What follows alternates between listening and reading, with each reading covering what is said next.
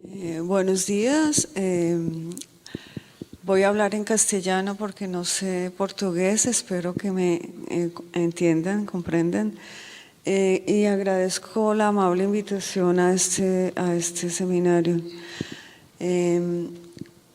vista de que hay, como dice Samuel, un vacío y una duda sobre lo que va a pasar con el Ministerio de Cultura y las ministras de Cultura en Brasil, cambié un poco mi presentación, que iba a girar en un subproyecto de este proyecto más grande que voy a presentar al principio. Porque también tuvimos un incidente con la ministra de Cultura con este proyecto, un poco diferente del de Brasil. Este proyecto que se llama Mercado, Consumo y Patrimonialización,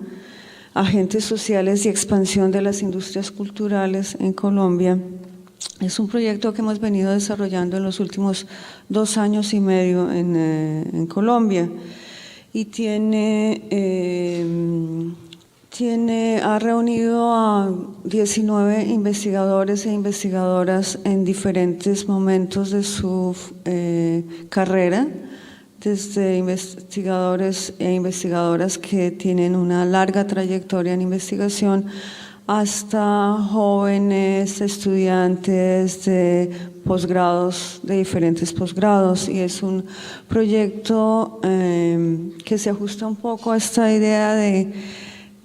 las culturas, de las políticas públicas y la inserción académica, porque lo que ha buscado es… Ahí está el resumen, no lo voy a leer, pero lo que ha buscado es, a través de una mirada crítica a los discursos sobre la diversidad en Colombia y en particular a este auge que hay de políticas y de discursos sobre el patrimonio y en particular el patrimonio inmaterial. Queríamos mirarlo de manera crítica y sobre todo pensar en algo que siempre está como supuesto y muy poco explorado, es la relación entre la creación de patrimonio y la expansión de los mercados, en particular de las industrias culturales.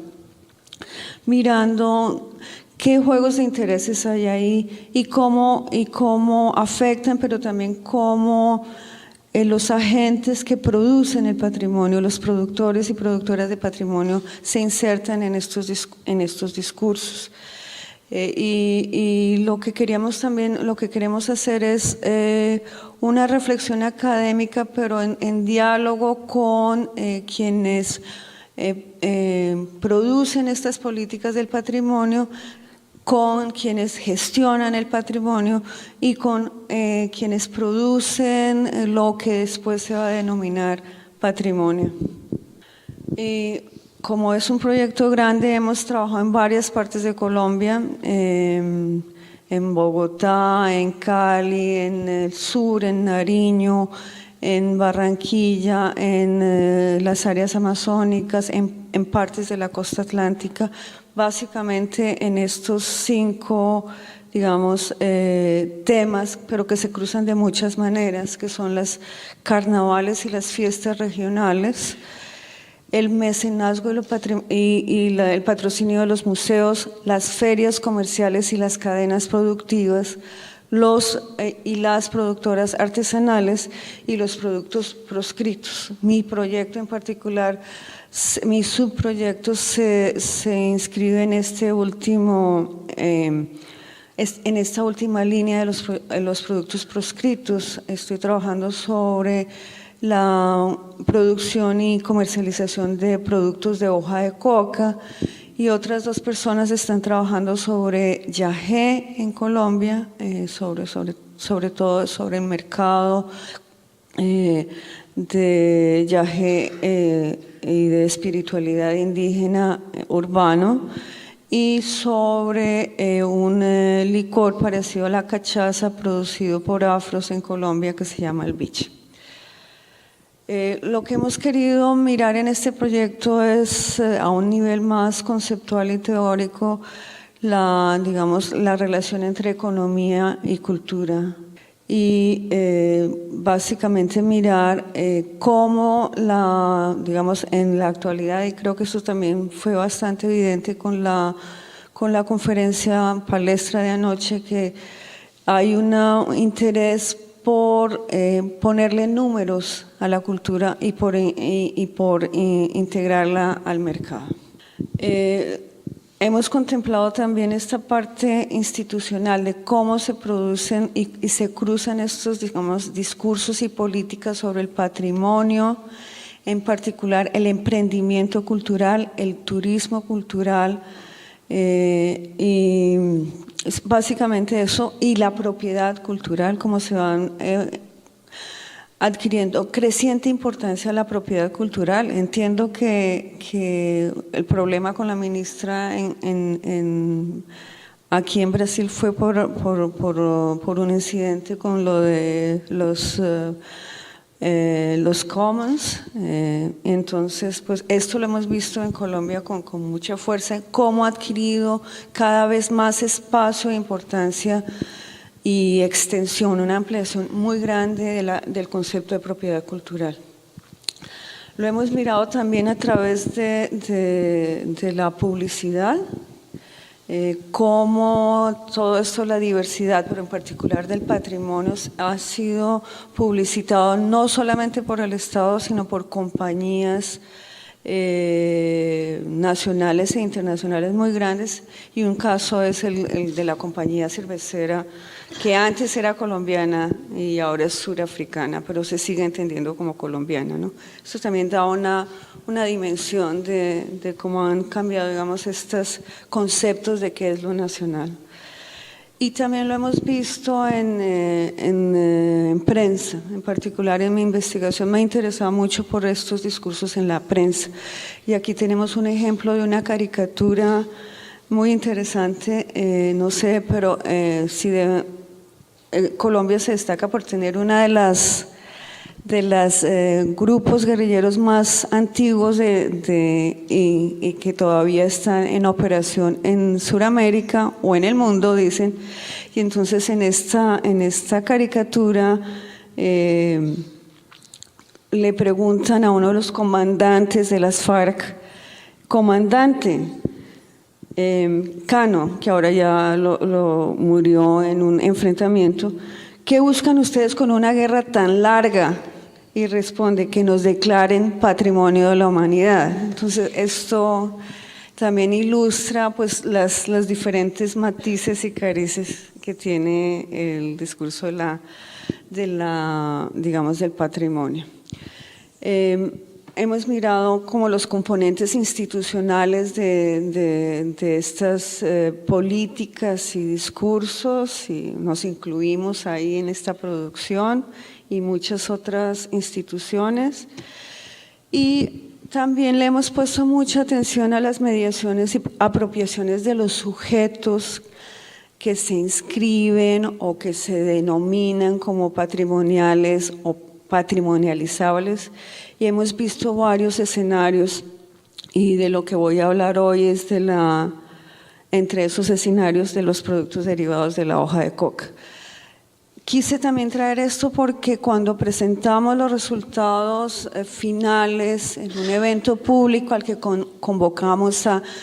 gestores y gestoras culturales, a funcionarios del Ministerio de Cultura y de las secretarías regionales, estatales y locales de cultura, la ministra de Cultura llamó a una de las instituciones, se me olvidó decir, esta también tiene una conexión académica porque somos 3 universidades y una institución pública, el Instituto Colombiano de Antropología, que estamos haciendo esta investigación. Entonces, la ministra llamó al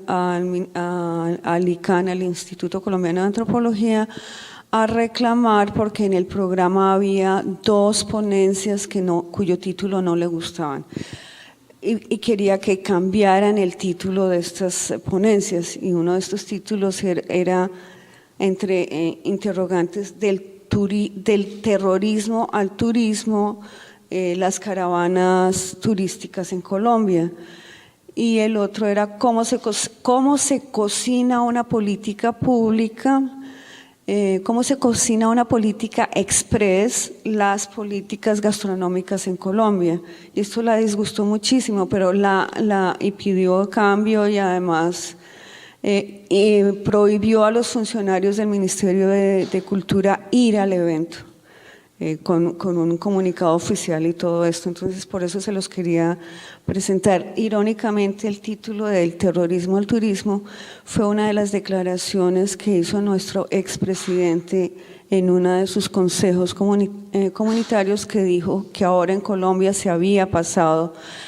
del terrorismo al turismo gracias a las caravanas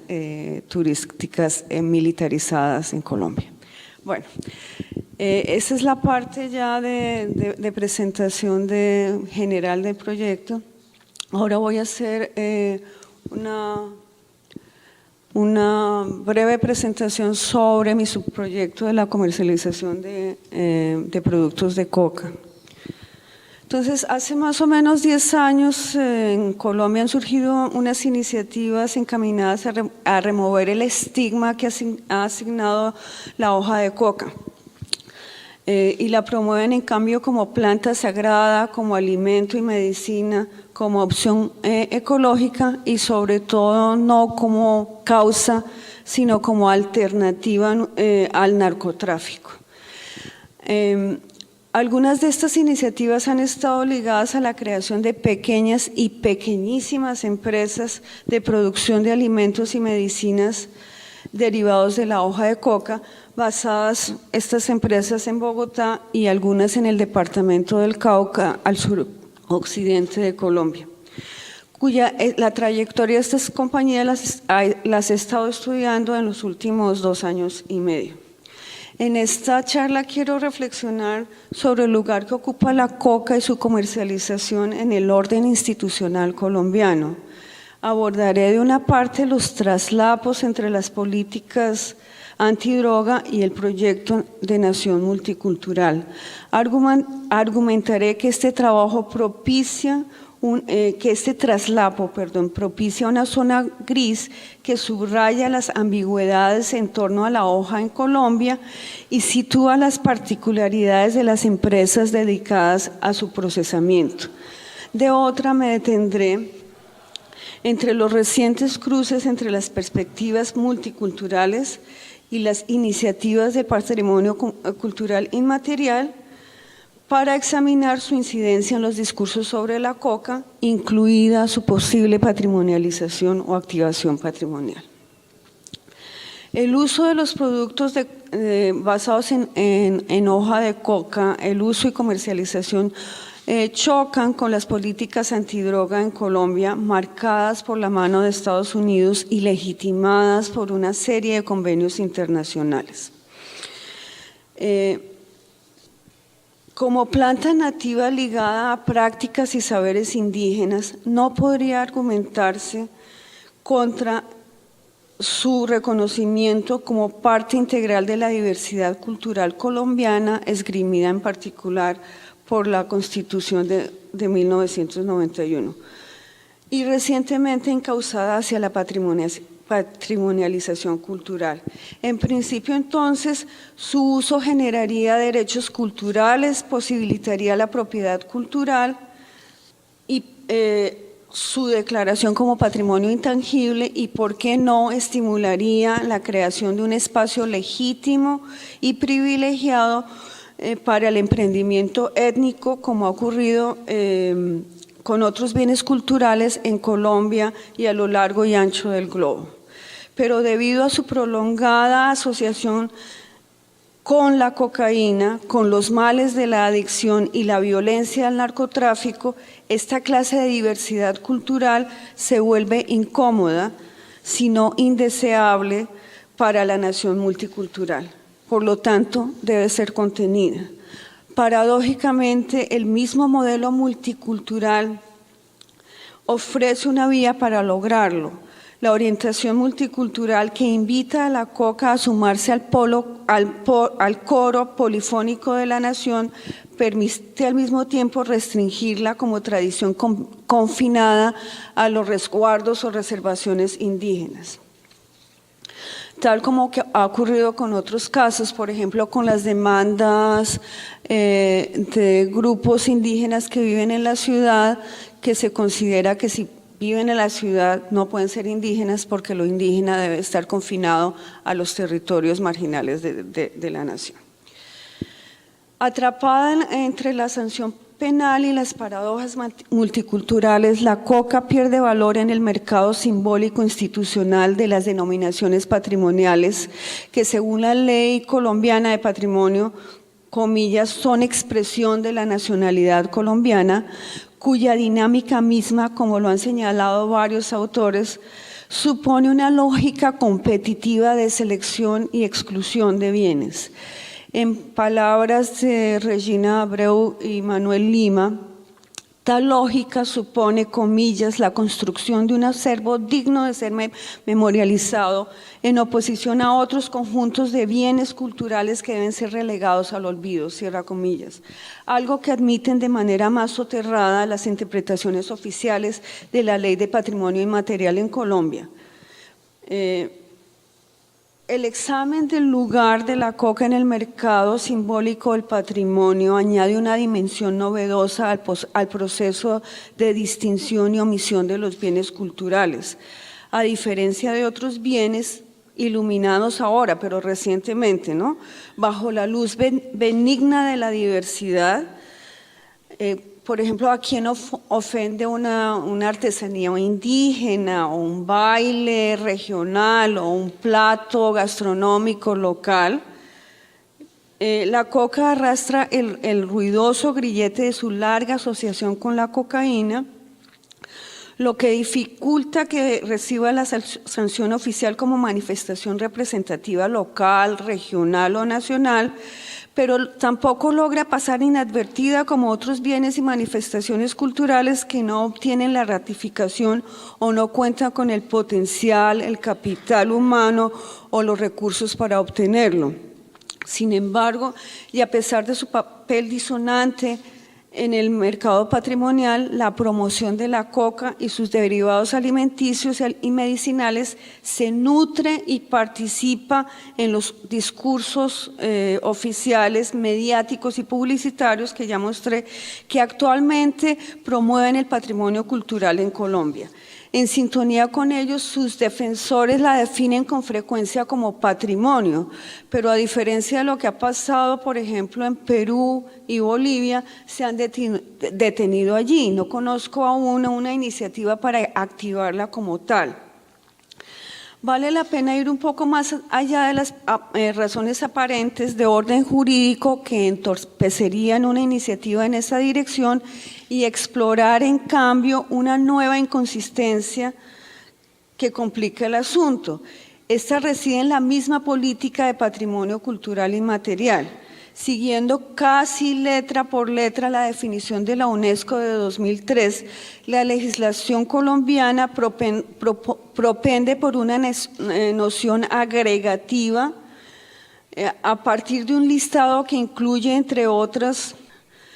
manifestaciones, usos y expresiones y conocimientos, comillas, que las comunidades y los grupos reconocen como parte integrante del patrimonio cultural. Cierra comillas. Otorga además poder a las entidades territoriales indígenas, los resguardos o reservaciones y a los territorios colectivos afros para su declaratoria y manejo, y a la vez refuerza la perspectiva multicultural afirmando que los bienes de interés cultural, comillas, generan sentimientos de identidad y establecen vínculos con la memoria colectiva, cierra comillas. En concordancia con la ley, una interpretación avalada por el Ministerio de Cultura, que es el órgano rector del patrimonio en Colombia, anuncia que aun si los bienes no reciben la sanción o las manifestaciones no ingresan a las listas representativas, las propias comunidades interesadas pueden fomentarlas por su cuenta. ¿Qué pasaría entonces si, ciñéndose a la letra de la ley, por ejemplo, un cabildo indígena decidiera considerar a la coca y fomentarla como patrimonio que, comillas, genera sentimientos de identidad y vínculos con la memoria? Que serían argumentos absolutamente legítimos.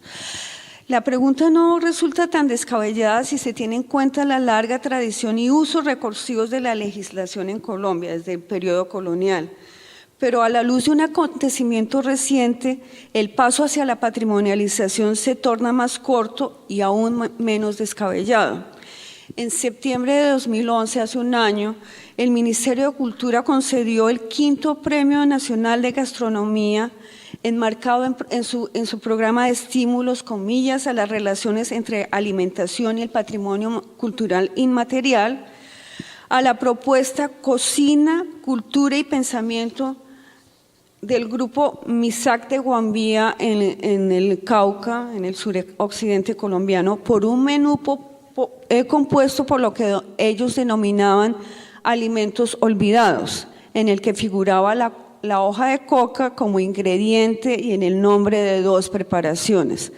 La receta, que constaba de té de hojas de coca, tortillita de hoja de coca, quinoa con verduras, albóndigas de curí, puré de mafafa y sopa de maíz,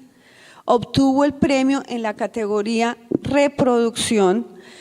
definida por el Ministerio como una receta tradicional elaborada con productos representativos tanto de la identidad como de la biodiversidad de la región por la cual participa, cierra comillas. A primera vista, sobresale que la coca se proyecte como parte de una receta tradicional reconocida socialmente y representativa de la biodiversidad de Guambía, donde la altitud de más de 3.000 metros no permite cultivarla y donde, según la literatura antropológica, el uso de la coca no es muy usual. Pero ya no puedo hacer el análisis, pero si les interesa después se los mando.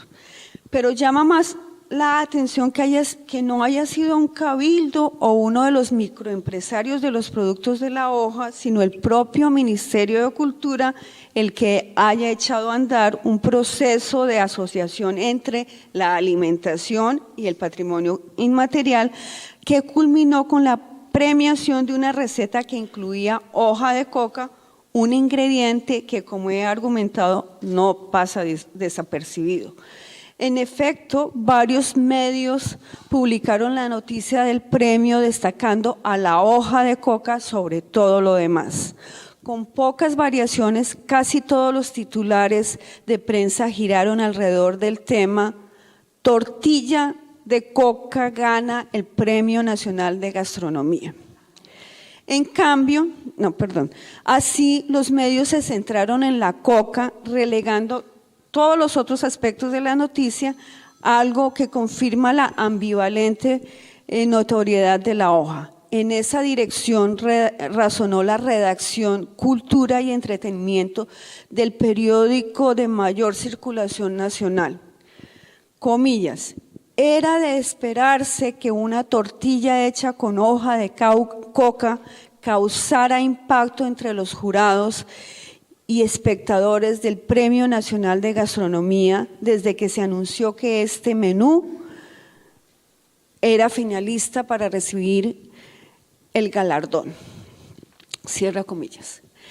El énfasis mediático sobre la coca perduró durante el concurso y más tarde en entrevistas a los ganadores. Algunos periodistas insistían en preguntar a quienes ganaron si no los inquietaba que los detuvieran, los apresaran por cultivar y consumir coca, mientras la mayoría de las noticias terminaban explicando que, comillas,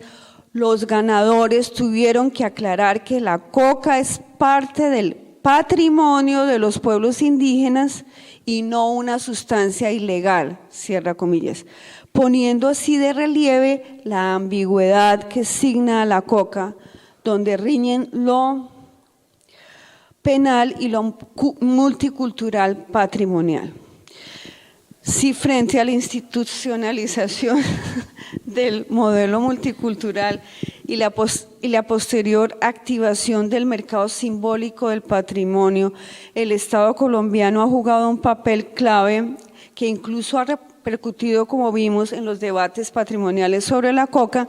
también ha sido agente central en el terreno de su definición y control. Por ejemplo, el Instituto Nacional de Alimentos y Medicamentos de Control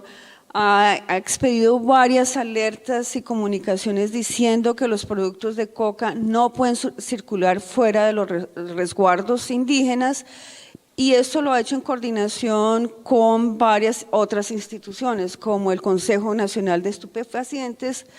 y el Comité Nacional de Estupefacientes, que están dedicados a, digamos, a cumplir los convenios internacionales que dictan que la coca debe ser erradicada en un tiempo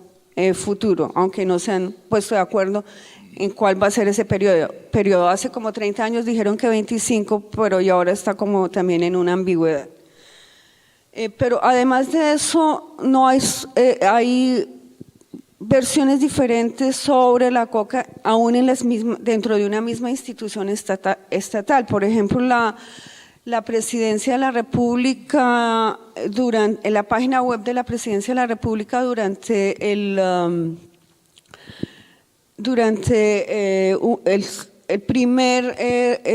la primera administración de Álvaro Uribe Vélez, que fue uno de los aliados más, más fieles de las políticas antidrogas de Colombia, publicó una noticia alabando la producción de tés de coca de una empresa indígena, y decía que iban a expedirle licencias aún para la exportación, ¿no? Y entonces esto pues es como raro.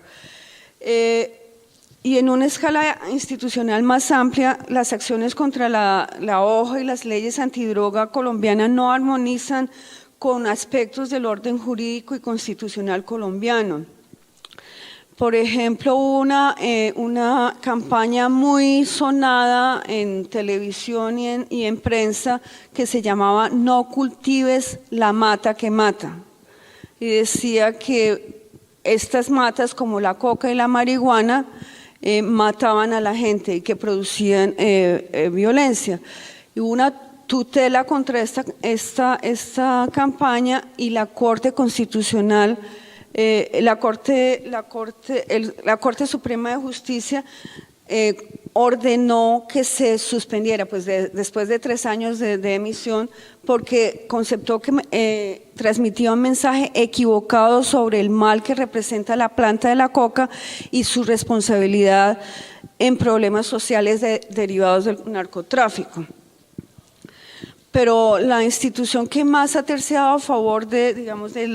la coca como una planta diferente de la cocaína y como una planta ilícita ha sido la Corte Constitucional colombiana, que ya en 1994 emitió una sentencia que incluía las reservas para la firma del convenio de Viena, que es otro de los convenios internacionales antiestupefacientes, y decía que pues distinguía entre los usos legítimos y lícitos de la coca, y decía que no solamente son los de los indígenas, sino los que son históricos y además futuros usos lícitos de la coca, y además conceptuaba que la coca podía ser una alternativa, o sea, el cultivo lícito de coca podía ser una alternativa frente al narcotráfico. En conjunto, ya voy a terminar, Samuel, entonces yo estoy pensando cómo se articula aquí el Estado y la nación, ¿no? Si hay una rivalidad, las rivalidades y las alianzas entre el Estado y la nación. En conjunto, las disyunciones y paradojas de las perspectivas y políticas institucionales en torno a la hoja de coca y sus derivados alimenticios en Colombia arrojan luces sobre las orientaciones disímiles y frecuentemente discrepantes de las acciones estatales, ratificando, como lo han señalado varios estudiosos, que éstas distan de emanar de un campo íntegro o armónico. Revelan a la vez el papel que juegan los agentes que integran las instituciones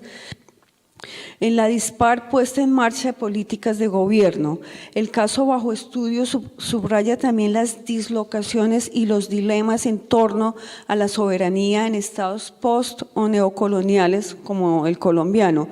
tutelados por agencias transnacionales y por potencias que promueven la erradicación del cultivo de coca, pero que al tiempo deben negociar y controlar las demandas sociales que en este caso, como ya lo ha dicho Chatterjee, transgreden las líneas estrictas de la legalidad. En torno a la comercialización interna de productos derivados de la hoja, el traslapo, las inconsistencias y las tensiones entre la penalización de un lado y la promoción multicultural, patrimonial y empresarial de otro lado, afloran constantemente exponiendo la rivalidad entre el Estado y la nación, de manera que eventos como el aplauso presidencial al emprendimiento cultural del té de coca o el espaldarazo ministerial a la coca como alimento e ingrediente gastronómico tradicional y ecológico, arrojan luces sobre los encuentros entre la noción incluyente de ciudadanía que cobija y protege la diversidad cultural y la acepción judicial que restringe y controla prácticas, saberes y emprendimientos basados en ellos porque no se ajustan a los códigos penales y además van en contravía de los convenios y pretensiones internacionales. Pero en vez de desnudar de raíz la tensión, el diferendo nutre y ensancha la ambigüedad, generando una zona gris en la institucionalidad donde se superponen sin solución de continuidad la nación incluyente y el Estado punitivo. He insinuado que en ese mar de medios tonos navegan las empresas de comercialización de los productos de coca, las sentencias favorables de los altos tribunales e incluso los intentos por restringir la legalidad de la coca a los resguardos, todo lo cual revela el carácter paradójico del proyecto multicultural y patrimonializador colombiano que invita a la coca al concierto de la nación, al